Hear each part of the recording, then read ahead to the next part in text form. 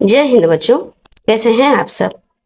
तो आइए आज से हम प्रारंभ करते हैं हिंदी गद्य का आविर्भाव अर्थात हिंदी गद्य का इतिहास। और हिंदी गद्य के इतिहास से बच्चों हम लोग यहाँ से आपको ये क्लास शुरू होती है। आज ये मेरा पहला वीडियो है और इसमें हम आपको हिंदी गद्य का इतिहास से शुरुआत करते हैं।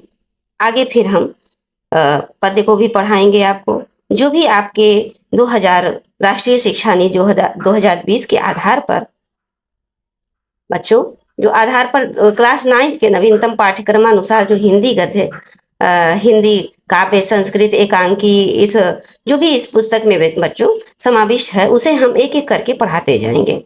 बस आपका काम क्या है, हमारे इस चैनल से जुड़ जाइए और निरंतर प्लेलिस्ट हम बना देंगे। आप निरंतर प्लेलिस्ट द्वारा चीजें पढ़ते रहिए। जो इंपॉर्टेंट चीजें होंगी वो हम आपको कहेंगे कि आप इसको नोट करिए एग्जाम के समय पर रिवाइज करने के लिए। तो बच्चों आप यहाँ पर कम समय में सारे मैटर को पाएंगे, निःशुल्क, कोई शुल्क नहीं है। बस आप निरंतर बस अपने पढ़ने पर मन अपना लगाना शुरू कर दीजिए। क्योंकि आप बहुत छोटे हो, अभी क्लास 9 में क्या उम्र ही होती है, तो आपका पढ़ने में रुझान कम होता है।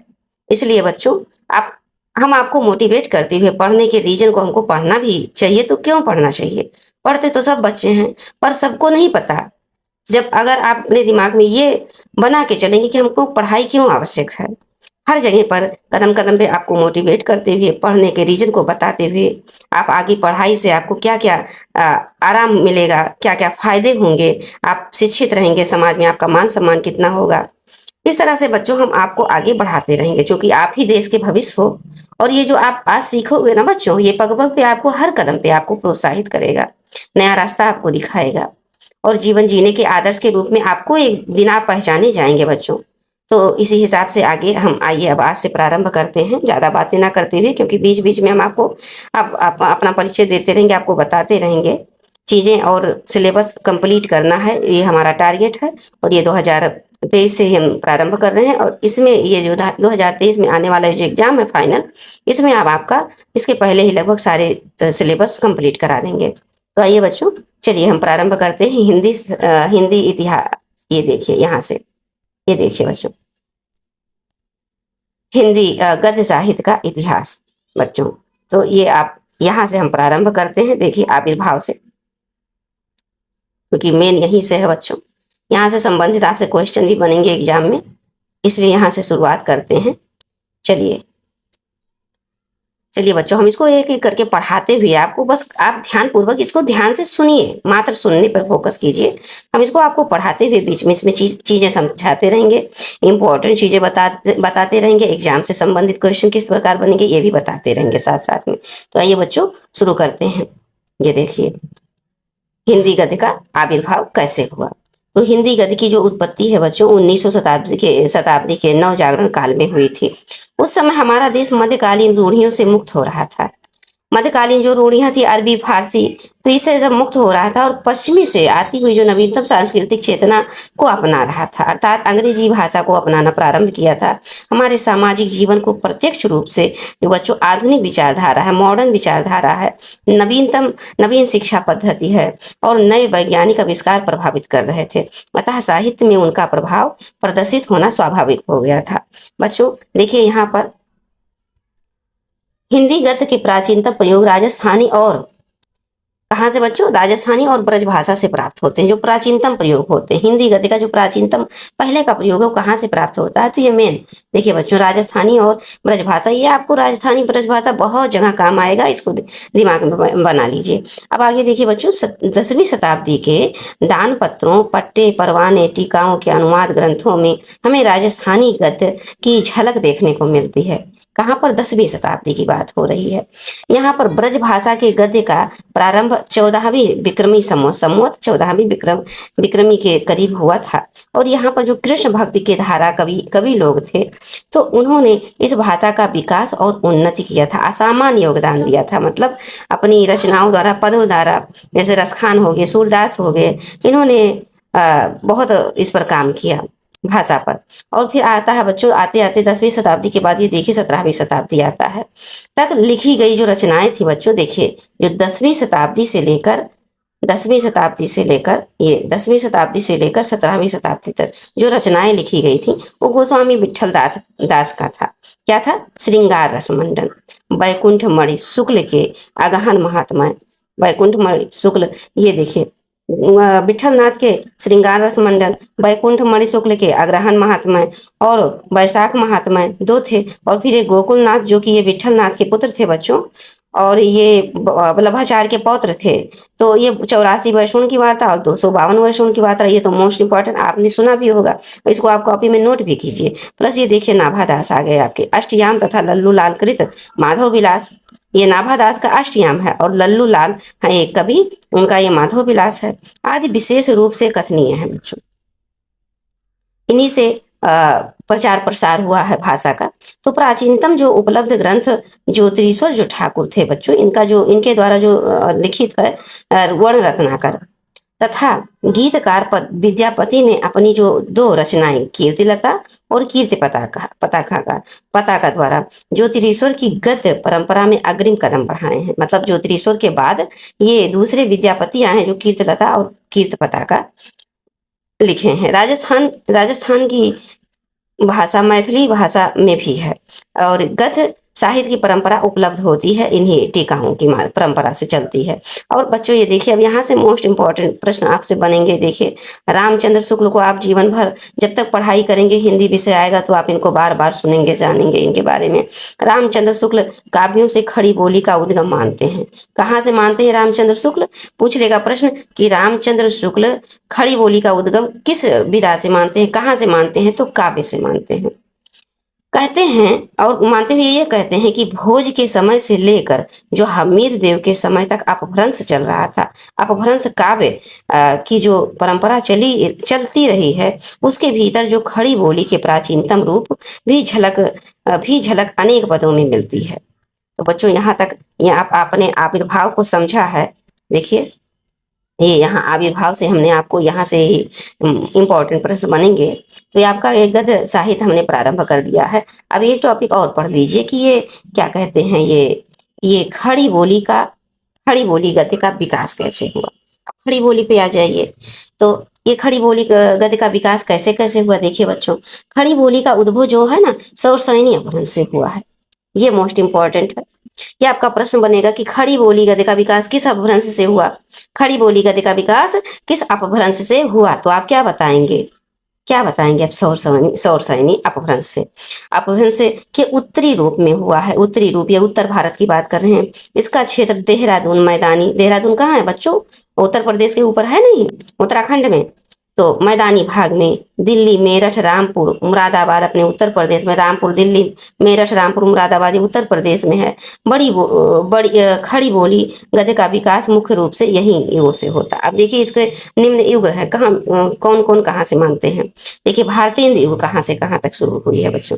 तो देखिए भारतेंद्र युग आपका पूर्व युग से, ये जो पहले के युग से 1886 ईस्वी तक मानी जाती है। ये 13वीं शताब्दी के मध्य की बात है।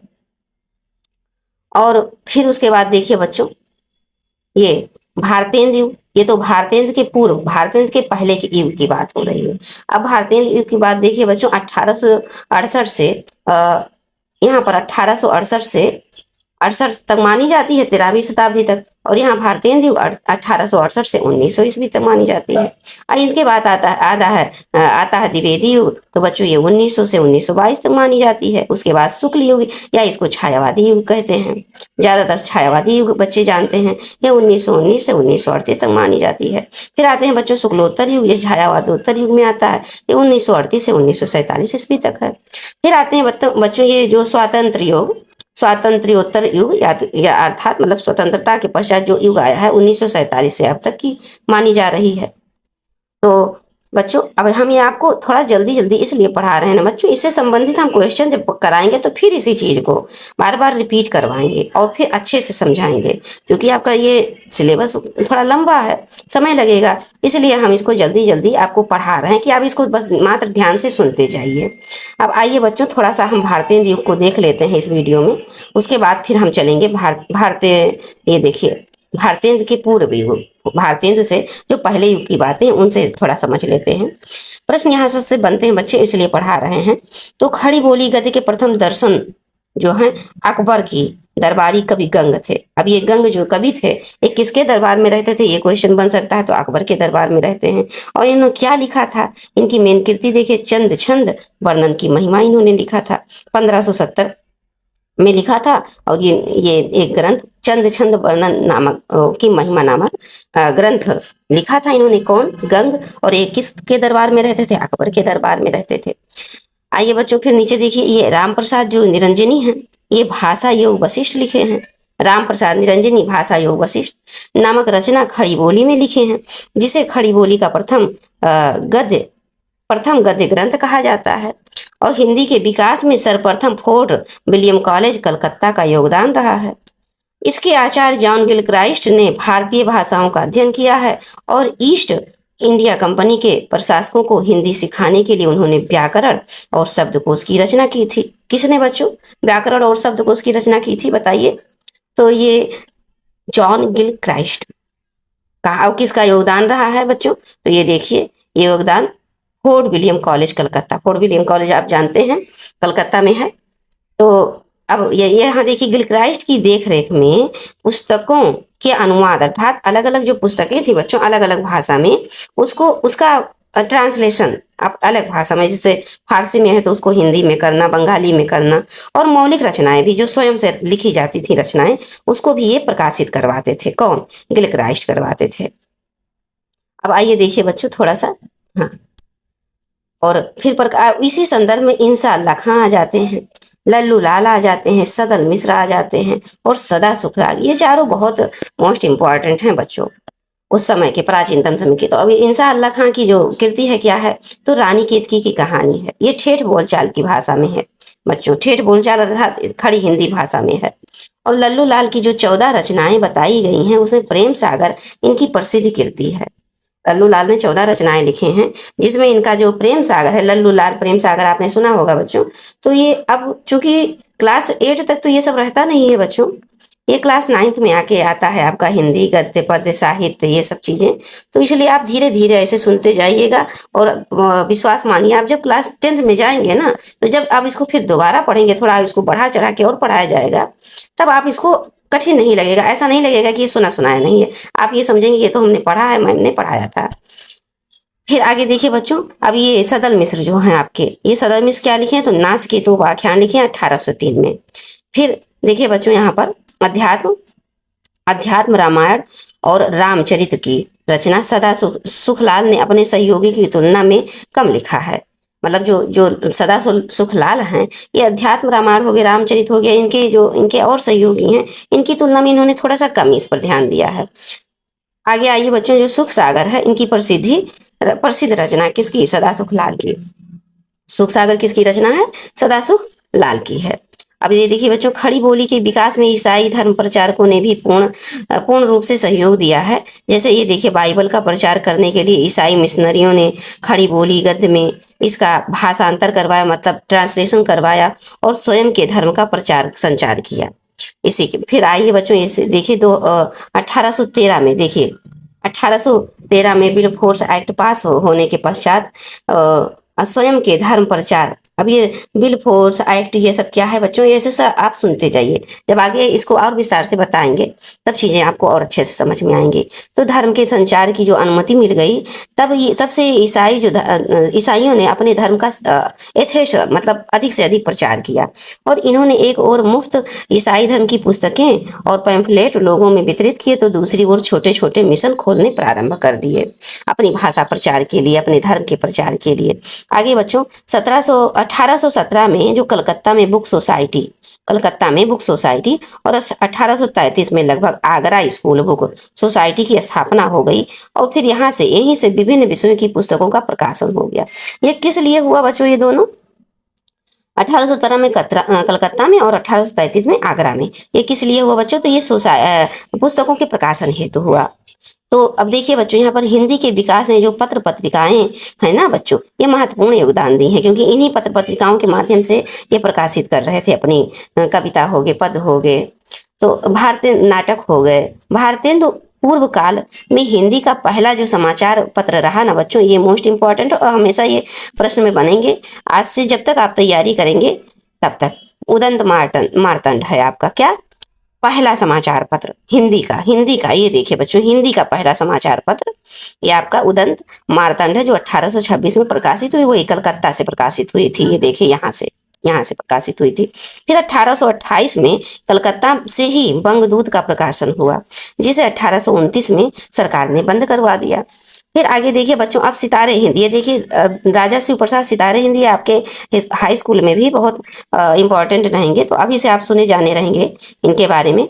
देखिए राजा शिव प्रसाद सितारे हिंद ने बनारस अखबार 1844 में प्रकाशन आरंभ किया था, बनारस अखबार का। इसकी भाषा जो बच्चों हिंदुस्तानी थी। इसकी जो उर्दू शैली के विरोध में सुधार करके पत्र का प्रकाशन प्रारंभ किया, उर्दू शैली में जो विरोध होने लगा उसका सुधार किया, उसके बाद इसका प्रकाशन किया। तो इसी क्रम में कलकत्ता से ही समाचार सुधा वर्षण 1854 में नामक एक दैनिक, मतलब रोजाना जो चलने वाली पत्रिका थी, उसका प्रकाशन प्रारंभ किया। और फिर पंजाब से नवीन चंद्र राय ने ज्ञान प्रकाशनी पत्रिका निकाली, नवीन चंद्र राय ने। फिर आगे बच्चों, राजा शिव प्रसाद सितारे हिंद ने विद्यालयों के लिए अनेक पाठ्य पुस्तकों की रचना करके हिंदी के विकास और प्रचार में काफी योगदान दिया। विद्यालयों के लिए इन्होंने पाठ्य पुस्तक प्रारंभ कर दिया चलाना। फिर आगे बच्चों, ये राजा लक्ष्मण सिंह 1861 में आगरा से ही प्रजा हितैषी नामक समाचार पत्र प्रकाशित किए हैं, और इन्होंने संस्कृत गर्भित शुद्ध हिंदी का प्रचार प्रसार किया। और राजा लक्ष्मण सिंह ने शकुंतला नाटक का अनुवाद हिंदी खड़ी बोली में किया। ये शकुंतला नाटक है बच्चों, ये उनका कालिदास का, उसका खड़ी बोली में अनुवाद कराया। तो बच्चों देखिए, ये आपका आ गया भारतेंदु। अब नेक्स्ट क्लास में हम भारतेंदु युग से लेके फिर द्विवेदी युग, फिर शुक्ल छायावादी युग, इस तरह से थोड़ा थोड़ा करके पहले हम देखिए बच्चों, पूरा अब आप देख लीजिए कहाँ तक इसको पढ़ाएंगे। आपको निबंध हो गया, ये डिटेल एक एक चीज आपको निबंध किसे कहते हैं, देखिए कहानी किसे कहते हैं, निबंध कितने प्रकार के होते हैं, ये देखिए निबंध कितने प्रकार के होते हैं बच्चों। ये सब देखिए, आपको सारी चीजें पता चलेंगे। ये देखिए ऐसे भावात्मक, वर्णनात्मक, विरोधात्मक, इस प्रकार के कई प्रकार की आपको क्या कहते हैं मिलेंगे। अब ये देखिए, आपको कहानी बताएंगे। अब कहानी का क्या रोल है हिंदी के विकास में। और बच्चों एक मिनट, देखिए कहानी का क्या रोल है, इस प्रकार से देखिए बच्चों, आपको उपन्यास किसे कहते हैं, ये क्या होता है, इसे हमारे ये पहला उपन्यास किसका है, इसके द्वारा लिखा गया है। नाटक क्या होता है, नाटक से हमें क्या जानकारी मिलती है। एकांकी क्या होता है, देखिए बच्चों एकांकी, ये सारी चीजें हम आपको एक एक करके समझाएंगे। और अभी से जब आप ये देखिए, जीवनी हो गया, आत्मकथा हो गया, रेखा चित्र हो गई, ये देखिए संस्मरण, यात्रा वृत्त, भेंट वार्ता, ये देखिए बच्चों पत्र साहित्य, डायरी, रिपोर्टाज, आलोचना, गद्य काव्य हो गया, लघु कथा हो गया, और फिर इससे संबंधित ये देखिए, इस प्रकार से हम आपको इसको हम लिखवाएंगे, इंपॉर्टेंट चीजें और याद कराएंगे बच्चों। इसी क्लास में हम सारी हिंदी आपका मजबूत करा देंगे, बीच बीच में पढ़ाते रहेंगे, याद कराते रहेंगे आपको। तो देखिए बच्चों, ये सारे अब हम आज का लेक्चर यहीं समाप्त करते हैं। और अब ये चूंकि आपको नया लग रहा होगा, क्योंकि आपने अभी तक पिछली कक्षाओं में क्लास 8 तक ये हिंदी गद्य साहित्य, पद्य साहित्य ये सब पढ़ाया नहीं गया ना बच्चों, तो आपको ये थोड़ा अभी नया लग रहा होगा। देखिए, लेकिन अब आप सुनना प्रारंभ कर दिए, अब हमने पढ़ाना प्रारंभ कर दिया है, अब आपको चीजें आसान लगेंगी। आप सिर्फ हमारे ये सिर्फ सुनते रहिएगा, चैनल से जुड़ जाइएगा। और आप ये जो आपको लगे आपको कि इम्पोर्टेंट है, अब हमें आगे इसको जानना जरूरी है, तो आप इसको सब्सक्राइब कर लीजिएगा। नेक्स्ट जितनी भी निरंतर पर डे हम आपको लेक्चर देते रहेंगे बच्चों, और फिर आपको पद से संबंधित भी इसी बीच में पढ़ाते रहेंगे। दो वीडियो आपको प्रोवाइड कराएंगे। पहले गद्य का थोड़ा बहुत पढ़ा दें, क्वेश्चन समझा दें, आपको पता चल जाए कि गद्य क्या है, गद्य साहित्य का इतिहास क्या है, इसका विकास कैसे हुआ, फिर आपको पद की तरफ ले चलते हैं। ठीक है बच्चों, तो अब ये वीडियो यहीं समाप्त करते हैं, मिलते हैं नेक्स्ट क्लास में। जय हिंद बच्चों।